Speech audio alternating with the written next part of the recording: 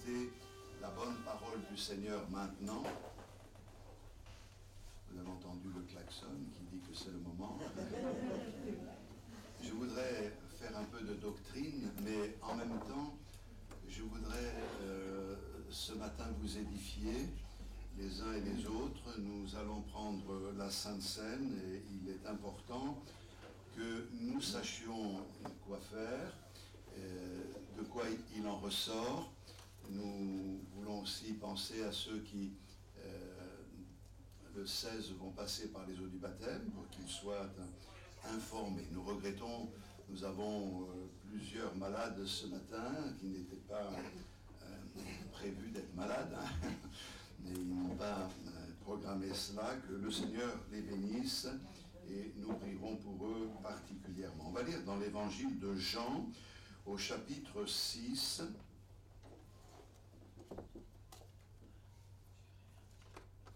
Nous lisons à partir du verset 48.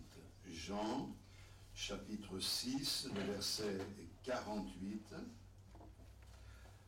Voilà des paroles que nous devrions bien connaître les uns et les autres, pour ceux qui ont l'habitude de lire la Bible, et pour les nouveaux, bien, soyez informés de ce que le Seigneur enseigne. Jésus dit ceci: « Je suis le pain de vie.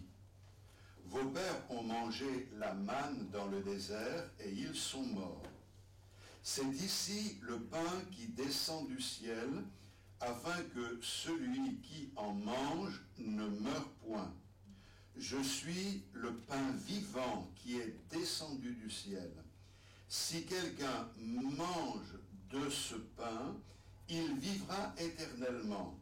Et le pain que je donnerai, c'est ma chair que je donnerai pour la vie du monde. » Là-dessus, les Juifs disputaient entre eux, disant: « Comment peut-il nous donner sa chair à manger ?»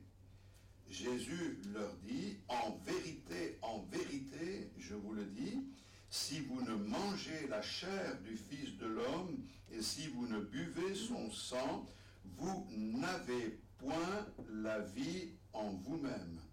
Celui qui mange ma chair et qui boit mon sang a la vie éternelle, et je le ressusciterai au dernier jour. Car ma chair est vraiment une nourriture, et mon sang est vraiment un breuvage. Celui qui mange ma chair et qui boit mon sang demeure en moi, et je demeure en lui. Comme le Père qui est vivant m'a envoyé, et que je vis par le Père, ainsi celui qui me mange vivra par moi. C'est ici le pain qui est descendu du ciel. Il n'en est pas comme de vos pères, qui ont mangé la manne et qui sont morts. Celui qui mange ce pain vivra éternellement. » Jésus dit ces choses dans la synagogue, enseignant à Capernaum. Plusieurs de ses disciples, après l'avoir entendu, dirent: « Cette parole est dure, qui peut l'écouter ?» Jésus, sachant en lui-même que ses disciples murmuraient à ce sujet, leur dit: « Cela vous scandalise-t-il ? Et si vous voyez le Fils de l'homme monter où il était auparavant, c'est l'esprit qui vivifie. La chair ne sert de rien. Les paroles que je vous ai dites sont esprit et vie. Mais il en est parmi vous quelques-uns qui ne croient point. Car Jésus savait dès le commencement qui étaient ceux qui ne croiraient point et qui était celui qui le livrerait. Et il ajouta: « C'est pourquoi je vous ai dit que nul ne peut venir à moi si cela ne lui a été donné par le Père. » Dès ce moment, plusieurs de ses disciples se retirèrent et ils n'allaient plus avec lui. Jésus donc dit aux 12, « Et vous, ne voulez-vous pas aussi vous en aller ?» Simon-Pierre lui répondit: « Seigneur, À qui irions-nous? Tu as les paroles de la vie éternelle. Et nous avons cru et nous avons connu que tu es le Christ, le Saint de Dieu. Jésus leur répondit, n'est-ce pas moi qui vous ai choisi, vous les 12, et l'un de vous est un démon. Il parlait de Judas Iscariote, fils de Simon, car c'était lui qui devait le livrer, lui, l'un des 12. Amen. Je pense que les évangiles, nous sommes tous invités à les lire, mais dans les évangiles, il y a des textes comme ce texte que nous venons de lire, et je pense qu'il pose certaines questions. Et si je vous demandais de m'expliquer ce que Jésus a dit là, vous diriez, on comprend pas bien, on comprend un peu. Que voulait dire Jésus quand il dit à ceux qui étaient devant lui, particulièrement beaucoup de disciples, « Celui qui mange ma chair et qui boit mon sang a la vie éternelle, et je le ressusciterai le dernier jour. » La veille de cet événement, Jésus avait nourri une multitude. Il s'agit de la multiplication des pains, et la Bible nous dit que ce jour-là, il y avait 5000 hommes, donc il y avait avec ces hommes les femmes, il y avait les enfants, et le Seigneur a multiplié des pains et des poissons, tout le monde a été rassasié, et la parole de Dieu nous dit même qu'il est resté 12 paniers pleins. Ce jour-là, ces gens qui étaient venus pour l'écouter n'avaient pas pris soin de prendre avec eux de la nourriture, et les disciples, voyant l'heure tardive, vont dire à Jésus, renvoie-les, il se fait tard. Et Jésus va leur dire, et le texte originel dit ceci, ils n'ont pas à s'en aller, c'est à vous de les nourrir. Oh, mais comment faire? On n'a pas grand-chose. Et le miracle s'est produit. Je pense que nous avons ici une indication. Les besoins sont grands autour de nous et nous aurions tendance à faire comme les disciples. Il faudrait qu'ils aillent voir un tel, il faudrait qu'ils soient contactés par un autre, ou je ne sais pas. Nous, qu'est-ce qu'on représente? On est une petite poignée, on ne peut rien faire. Mais le Seigneur est le Dieu du miracle, et avec petit, il peut faire grand. Rien n'empêche le Seigneur de sauver par un grand comme par un petit nombre.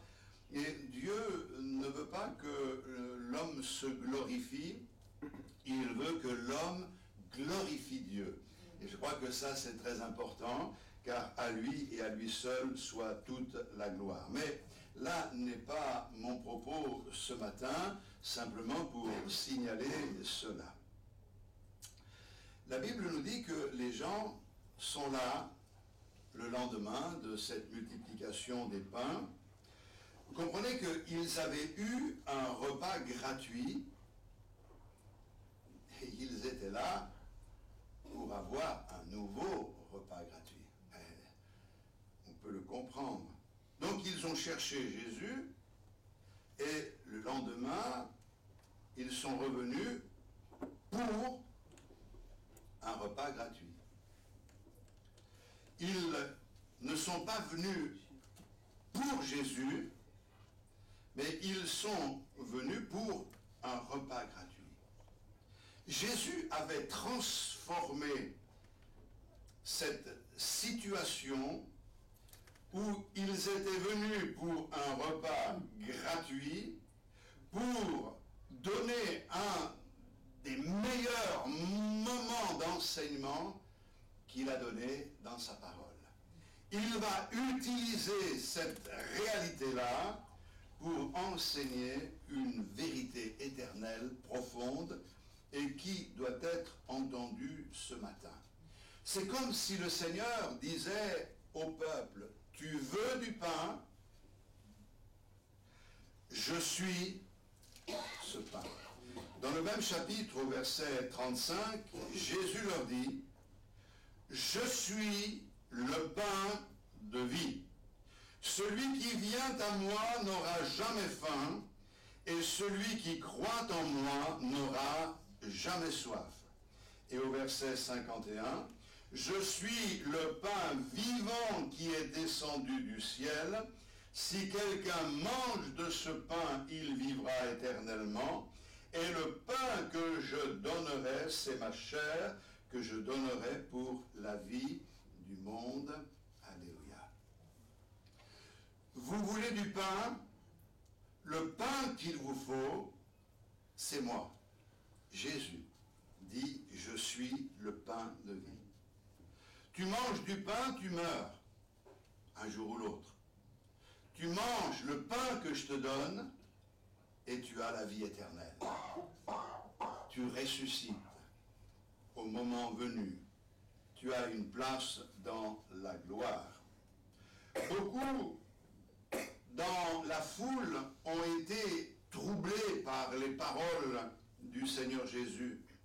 Et la Bible nous dit qu'au bout du compte, après cette discussion, après ce moment particulier, beaucoup de ses disciples, nous l'avons lu, plusieurs de ses disciples se retirèrent et ils n'allaient plus avec lui. Ils ont été choqués et même, le Seigneur prend le terme, scandalisés par les paroles que Jésus avait prononcées. Mais pour nous, l'important, c'est qu'est-ce que Jésus a dit qui pouvait choquer cette foule. Alors, je vais quand même relire parce que c'est bien que nous en soyons imprégnés. Celui qui mange ma chair et qui boit mon sang a la vie éternelle, et je le ressusciterai au dernier jour, car ma chair est vraiment une nourriture et mon sang est vraiment un breuvage. Celui qui mange ma chair et qui boit mon sang demeure en moi, et je demeure en lui. Ce sont ces paroles qui ont troublé cette foule, et ce sont ces paroles qui continuent à troubler. Parce qu'on ne capte pas vraiment ce que le Seigneur dit si nous lisons le texte d'une manière superficielle, ou plus exactement si les dispositions de nos cœurs ne sont pas les bonnes. De quoi parle Jésus? Je pense que tout de suite, à ce moment précis, je dois vous dire que Jésus parle d'avoir faim et d'avoir soif de lui. C'est cette vérité que nous voulons souligner. Vous savez, dans les béatitudes, Jésus a insisté sur les dispositions de cœur. Et il nous enseigne une grande vérité. Les dispositions de cœur, d'âme, notre état d'esprit a plus d'importance que tout ce que nous pouvons dire avec des mots et que tout ce que nous pouvons faire. Ce que nous sommes aux yeux du Seigneur est plus important que ce que nous pouvons faire. D'ailleurs, le baptême du Saint-Esprit a été donné pour transformer justement nos vies. La conversion, bien sûr, et le baptême du Saint-Esprit. Vous recevrez une puissance, le Saint-Esprit venant sur vous, et vous serez mes témoins. Serez, c'est le verbe être. Être ou ne pas être. Telle est la question. Et ce que le Seigneur veut, c'est que nous soyons authentiques. Et dans les béatitudes, Jésus va dire, heureux ceux qui ont faim et soif de la justice, car ils seront rassasiés. Avoir faim et soif de la justice, c'est avoir faim et soif de celui qui est juste, c'est-à-dire de notre Seigneur Jésus-Christ, Heureux êtes-vous, dit le Seigneur, lorsque vous avez faim et soif de moi. Voilà en quelque sorte ce que le texte veut dire. Heureux êtes-vous lorsque vous avez faim et soif de moi. C'est pour cette raison que Jésus dit, je suis le pain de vie. Et celui qui mange de ce pain a la vie éternelle. Alors, on va reprendre d'une manière un peu plus carrée le verset 35. Revenez sur ce verset 35.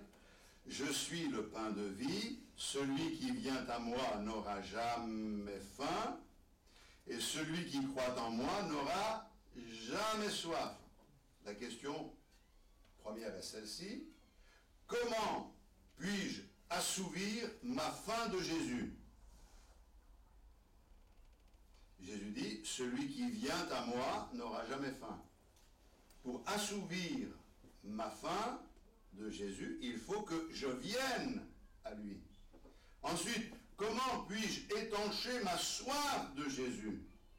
Jésus dit, celui qui croit en moi n'aura jamais soif.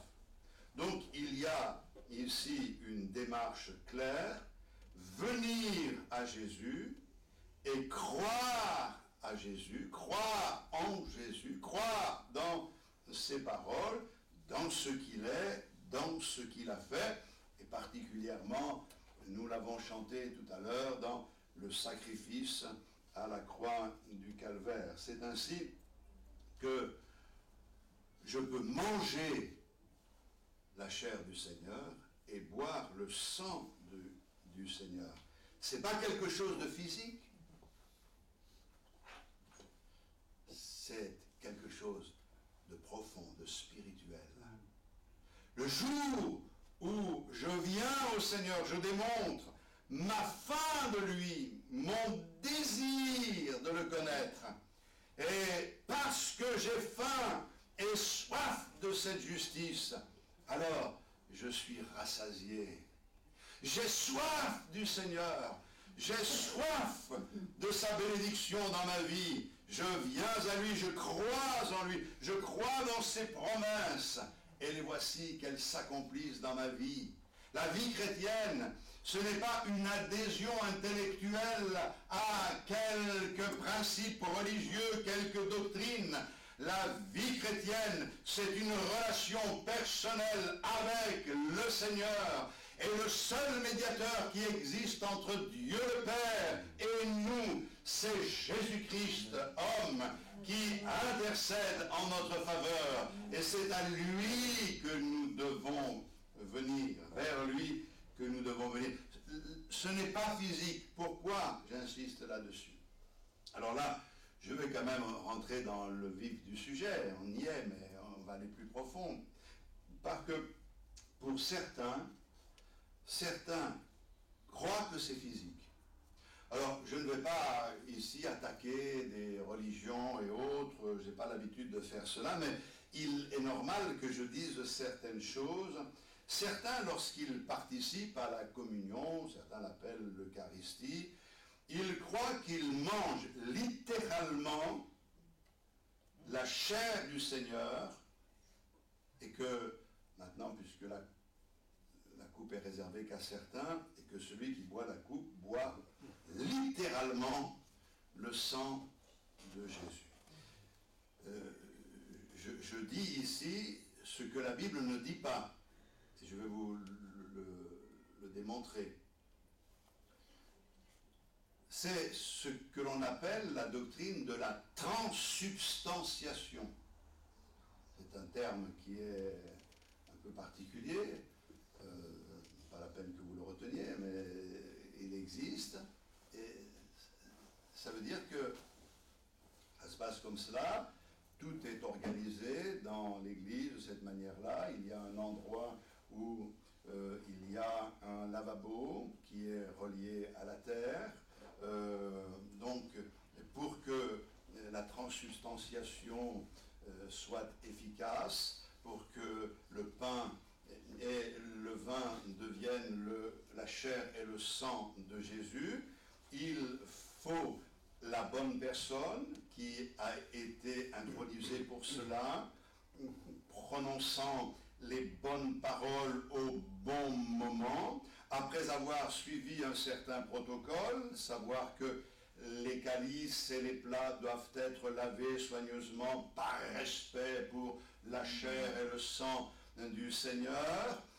Si les choses ne sont pas faites de la bonne manière, le processus ne peut pas se mettre en route, et une fois qu'il a été mis en route, ça ne peut pas revenir en arrière. Et c'est pour cette raison que ce miracle, entre guillemets, qui n'en est pas un, c'est le fait que ce sang, par exemple, reste du sang, et il faut l'évacuer de certaines manières dans ce lavabo, il faut qu'il aille dans la terre, etc. Je vous dis ces choses parce que c'est très important de savoir que quand cela est mis en place, l'idée doctrinale, c'est de renouveler le sacrifice de Jésus-Christ. Alors là, la Bible est claire à ce sujet, et l'Épître aux Hébreux nous en parle d'une manière particulière.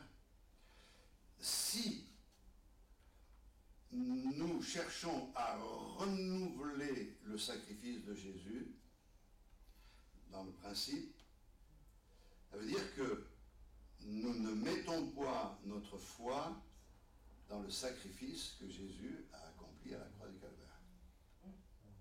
Et c'est pour cette raison que l'auteur de l'Épître aux Hébreux dit que si, après avoir été éclairé, on est tombé, il n'y a plus de sacrifice pour nous.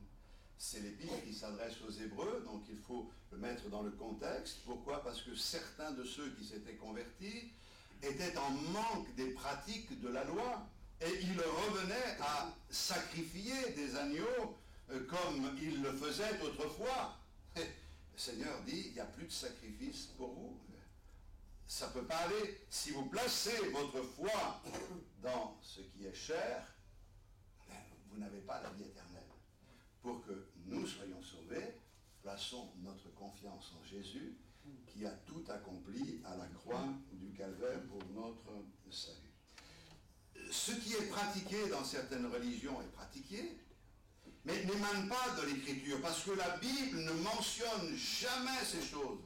Jamais il n'est dit qu'il faut quelqu'un qui a été intronisé, un sacrificateur, un prêtre, pour bénir le pain, la coupe. Il faut que ces ustensiles soient nettoyés soigneusement. On n'est pas du temps du tabernacle ou du temple, on est dans la nouvelle alliance, et les choses qui étaient faites hier ont été faites pour nous servir de témoignage, d'exemple. Il y a un symbolisme extraordinaire dans tout ce que nous lisons dans l'Ancien Testament, et le temps nous manque ce matin d'en parler, mais ces pratiques-là sont des doctrines d'hommes, mais ne sont pas la doctrine de la parole du Seigneur. Et c'est pour cette raison que dans l'évangile de Marc, le Seigneur dit « C'est en vain qu'ils m'honorent, en enseignant des préceptes qui sont des commandements d'hommes. »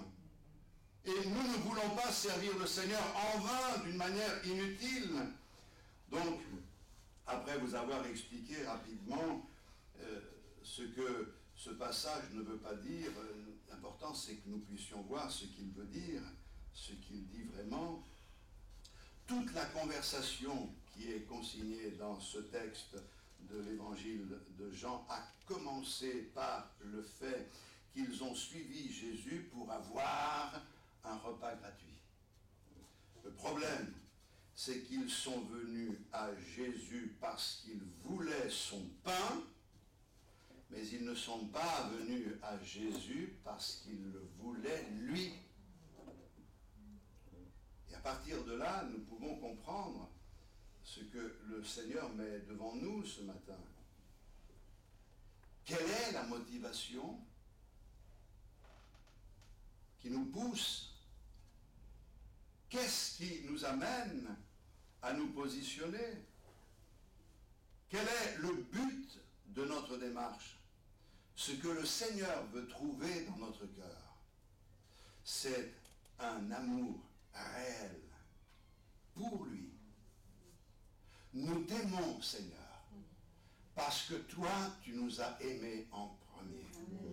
Et nous avons un seul désir, c'est de venir à toi, de t'entendre toi, de recevoir de toi. Car sans toi, nous ne pouvons rien faire. Sans toi, nous ne sommes rien. Alléluia. C'est le problème qui dure depuis cette époque encore aujourd'hui.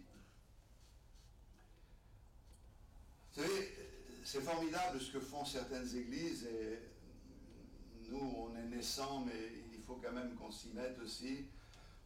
Il y a des églises qui font un travail social auprès des nécessiteux qui est extraordinaire. Et d'ailleurs, c'est un des commandements du Seigneur de pouvoir faire quelque chose pour ceux qui sont dans le besoin. Alors bien sûr, on ne peut pas couvrir toute la misère du monde, mais sans nous occuper de toute la misère du monde, il y en a suffisamment autour de nous. Mais on a fait ces expériences et on a tous cette expérience dans nos vies où nous avons fait du social, nous avons aidé des nécessiteux.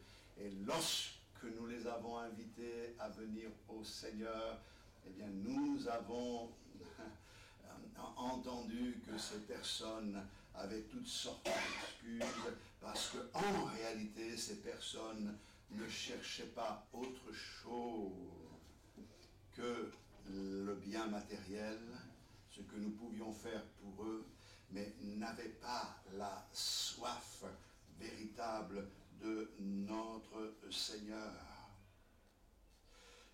Dans notre texte, je vois que lorsque Jésus dit à la foule des choses qu'elle ne voulait pas entendre, la foule, qu'est-ce qu'elle fait? Elle se retire, elle s'en va. Et la Bible nous dit que Jésus savait déjà qui venait pour lui et qui avait des intentions différentes. Lorsque nous, Église, nous nous occupons des besogneux, des nécessiteux, nous montrons au monde que notre Dieu est un Dieu d'amour. Et nous devons le faire, car tout cela parle plus que toutes les campagnes d'affichage. C'est notre amour pour ces âmes qui est important. Et nous savons que la grâce du Seigneur s'étend à tous les hommes et que le Seigneur veut sauver tous les hommes. Mais le Seigneur sait déjà à l'avance ceux qui seront sauvés et ceux qui ne le seront pas. Ce n'est pas à nous à faire le tri. Nous devons être comme le semeur qui sème. Et le semeur sème sur les terrains. Mais on a lu ce texte, on s'est dit, mais quand même, il devrait faire attention.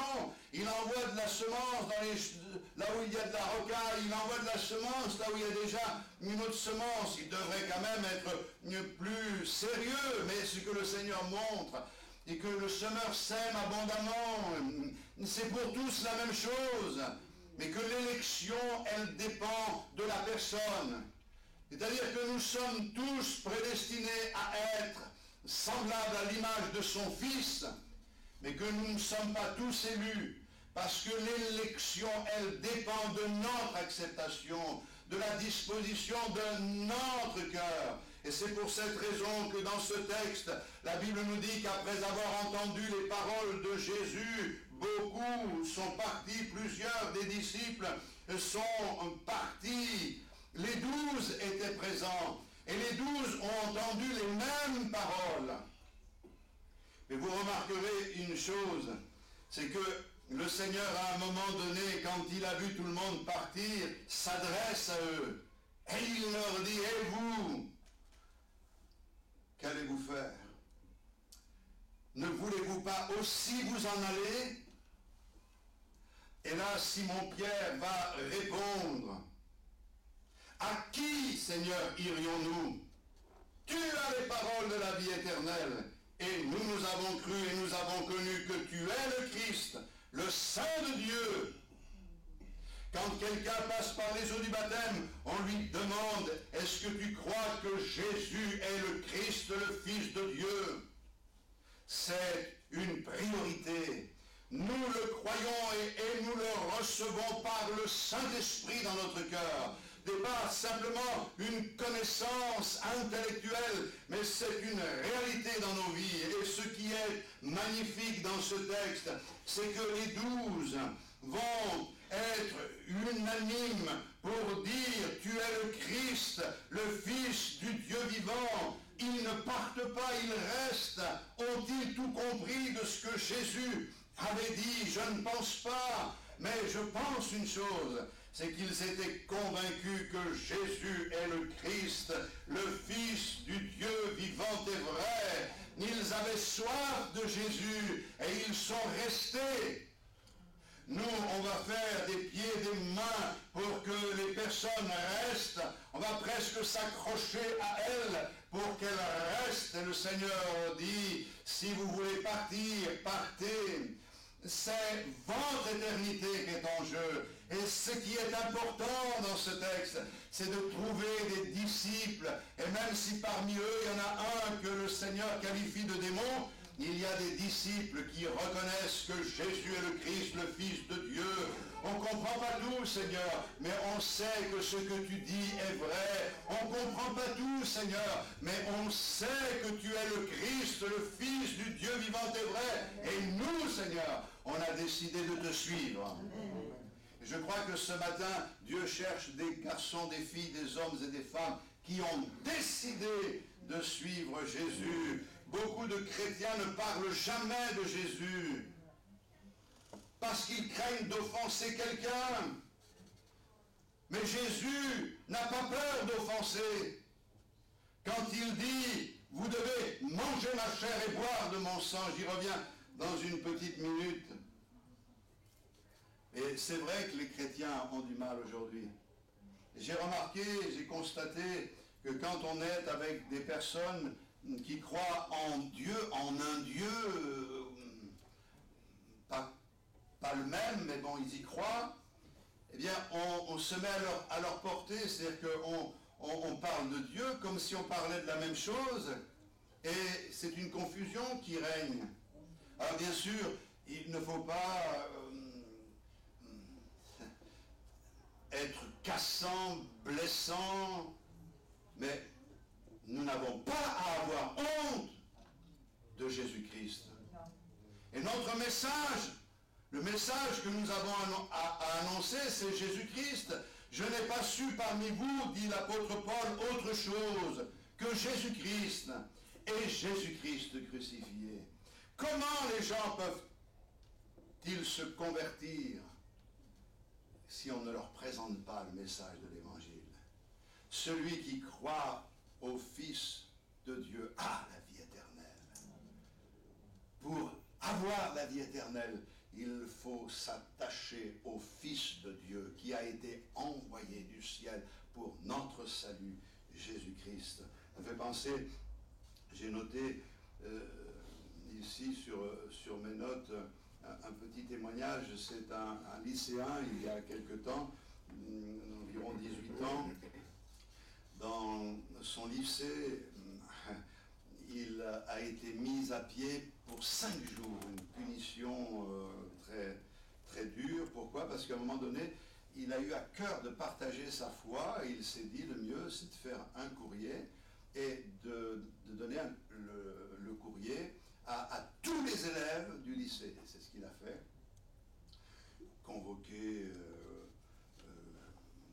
chez le principal et puni parce qu'il a perturbé l'environnement scolaire et parce qu'il a distribué des lettres sans en avoir l'autorisation. Alors, ça se discute, il aurait peut-être pu demander l'autorisation, quoi qu'il en soit, je ne vais pas discuter là-dessus. Ce que je vois, c'est qu'il a eu l'idée d'écrire cette lettre à chaque lycéen, expliquant que Jésus-Christ est celui qui a pardonné nos péchés, qu'en lui, nous pouvons trouver le pardon, la vie éternelle, donnant ainsi l'occasion à toutes ces personnes d'entendre. Il a été mis à pied et il y a eu un effet positif. Quand il a été mis à pied, tous les non-croyants ont dit quand même, pour la plupart, ce gars-là, pour en arriver là, il faut vraiment qu'il soit convaincu par ce qu'il dit. Ça vaut la peine quand même d'y réfléchir. Et puis il y avait aussi dans le lycée des lycéens chrétiens. Et eux, ils ont eu honte.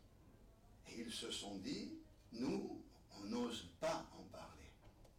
On n'ose pas dire que Jésus est notre sauveur. On est renfermé dans notre foi. Oh, quel courage!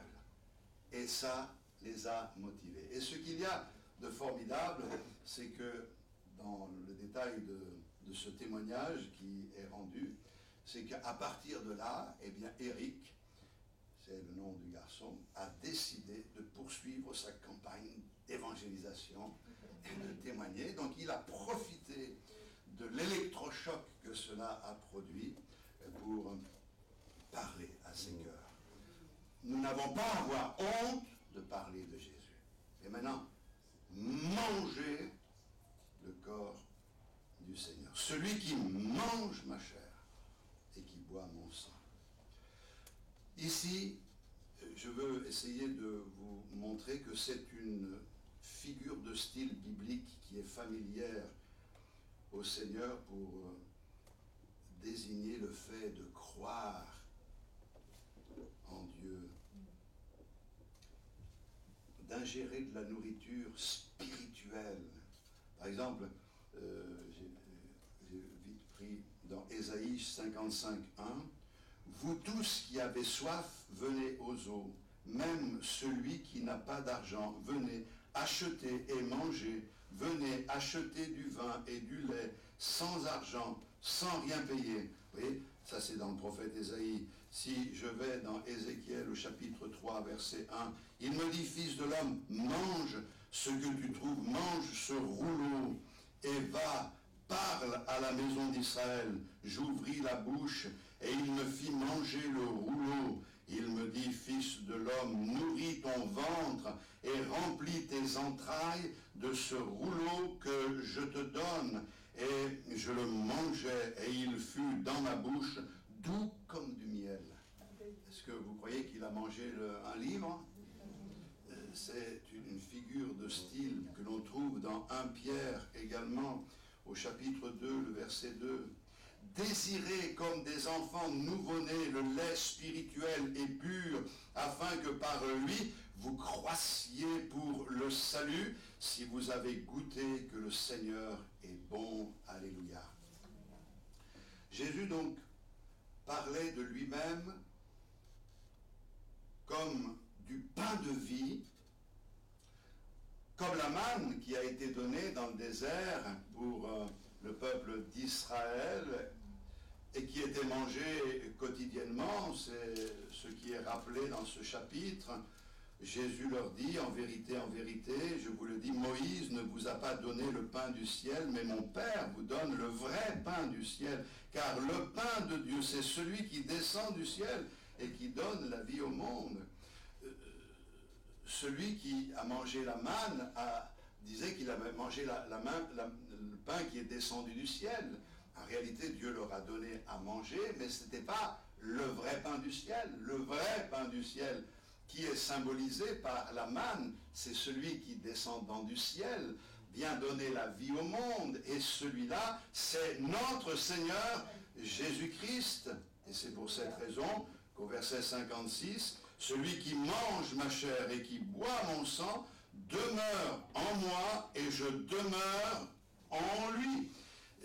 Et c'est une référence à entretenir la communion avec notre Seigneur Jésus-Christ.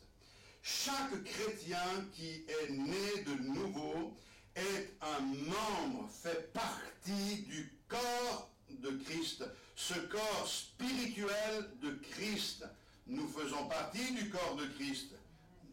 Est-ce que vous voyez un corps spirituel? On ne le voit pas, mais c'est une réalité, le corps de Christ. Nous sommes participants au corps de Christ.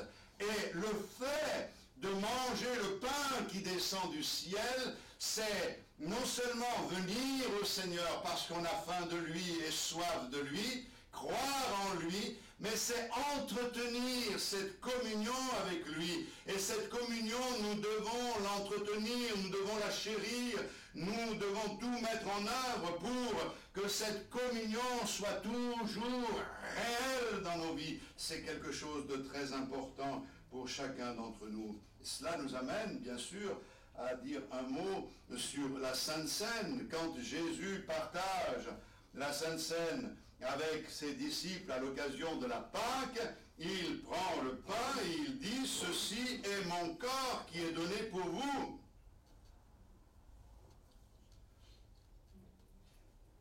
L'utilisation du mot « est », c'est un verbe « est souvent employé dans la figure de style. Il faut bien que les choses soient claires. Quand Jésus dit à ses disciples « Ceci est mon corps », les disciples savaient très bien qu'ils ne mangeaient pas la chair du Seigneur qui était présent, mais ils mangeaient du pain qui était distribué par le corps du Seigneur, c'est-à-dire par sa main. Mais ils mangeaient du pain. La figure de style, on la retrouve dans d'autres textes. Quand Jésus dit « Je suis le vrai cep », c'est pas un cep. Quand il dit « Je suis la porte », c'est pas une porte. Mais derrière ce qu'il dit, nous comprenons l'enseignement du Seigneur pour nous. C'est-à-dire que Jésus est la porte. Et pour nous, il n'y a pas de doute. Celui qui franchit le seuil de cette porte passe de la mort à la vie, des ténèbres à son admirable lumière. Et il n'y a pas de salut ailleurs. Il n'y a de salut en aucun autre, car il n'y a sous le ciel aucun autre nom qui ait été donné parmi les hommes par lequel nous devions être sauvés. La Sainte Seine qui a été instituée et qui est venue à partir du moment où Jésus-Christ est mort sur la croix du Calvaire. On trouve cela dans Corinthiens, 1 Corinthiens, au chapitre 10 et aussi au chapitre 11, et particulièrement le texte que l'on lit le dimanche matin. C'est se souvenir de ce que Jésus a accompli à la croix du Calvaire, en réalisant que tout a été accompli, et qu'un jour, nos yeux le verront, jusqu'à ce qu'il revienne. Donc en prenant la Sainte Seine, on se souvient, on témoigne de cette vérité. Mais quand Jésus dit « mangez ma chair », c'est une métaphore, comme on trouve dans les proverbes, dans les psaumes au chapitre 18, par exemple, quand Jésus dit « l'Éternel, mon rocher, ma forteresse, mon libérateur, mon Dieu, mon rocher, où je trouve un abri, mon bouclier, la force ». Il y a des métaphores extraordinaires. Et quand Jésus dit ici, celui qui mange ma chair et qui boit mon sang a la vie éternelle, car ma chair est vraiment une nourriture et mon sang est vraiment un breuvage, le Seigneur est en train d'expliquer que sa chair et son sang sont vraiment une nourriture et un breuvage, mais pas la chair. C'est dans le domaine spirituel, c'est-à-dire que c'est réel, c'est quelque chose de réel, c'est une réalité spirituelle, c'est pas une réalité physique, c'est une réalité spirituelle. Jésus parlait souvent en utilisant des métaphores pour nous amener à comprendre que ce qu'il est, c'est bon. Et moi moi j'ai appris une chose, et je voudrais que vous le compreniez, c'est que nous pouvons développer cette faim et cette soif du Seigneur en nous nourrissant de ce qu'il est.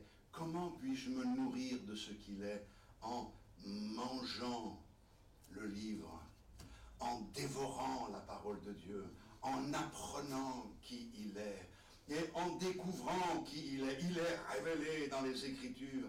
Et plus je comprends qui il est, et plus la soif de lui ressembler grandit dans mon cœur, et plus j'ai envie de me nourrir de lui. Je veux qu'il fasse partie intégrante de ma vie. Et c'est pour cette raison que le rôle du Saint-Esprit est celui-ci, et Jésus le dit, il prendra de ce qui est à moi et vous l'annoncera. Il prendra de ce qui est à moi et vous le communiquera. Donc ce matin, l'intérêt pour nous, c'est de pouvoir dire au Seigneur, j'ai faim, j'ai soif de toi, et pouvoir partager la Sainte Seine en réalisant que c'est bien du pain que l'on prend, c'est bien du vin que l'on boit. Il y en a qui mettent du jus de raisin. Quoi qu'il en soit, c'est quelque chose de physique. Il n'y a rien de particulier qui se passe là au moment de la Sainte Seine. Ce qui se passe au moment de la Sainte Seine, c'est ce qui se passe dans mon cœur. Et dans mon cœur, le Seigneur me dit, tu as la possibilité, avant d'aller plus loin, de remettre toutes les choses à zéro devant le Seigneur. Demande pardon, règle tes problèmes, prends la Sainte Seine et prends la victoire dans le Seigneur. Il te donnera la force d'avancer. Aie soif de moi, aie faim de moi, désire faire ma volonté. Agis de cette manière-là. Jamais dans la Bible, il n'est dit, attention, ne prends pas la Sainte Seine. Mais il est dit que chacun s'examine soi-même et qu'il prenne le pain et boive la coupe. Mon frère, ma soeur, tu dis, moi j'ai péché cette semaine, je ne vais pas prendre la Sainte Seine. C'est pas parce que tu ne prends pas la Sainte Seine que tu as réglé ton problème. Tu ne prends pas la Sainte Seine, mais tu es quand même coupable, puisque tu dis que tu as péché. Alors il vaut mieux demander pardon au Seigneur, en croyant que le Seigneur, dans sa grâce, nous lave et nous purifie de tout péché.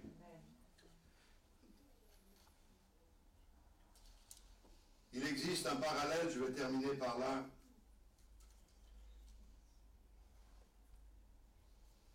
La volonté de mon Père, verset 40, c'est que quiconque croit le Fils, voit le Fils, et croit en lui, ait la vie éternelle, et je le ressusciterai le dernier jour. Et le verset 54 qu'on a déjà lu, celui qui mange ma chair et qui boit mon sang a la vie éternelle, et je le ressusciterai le dernier jour.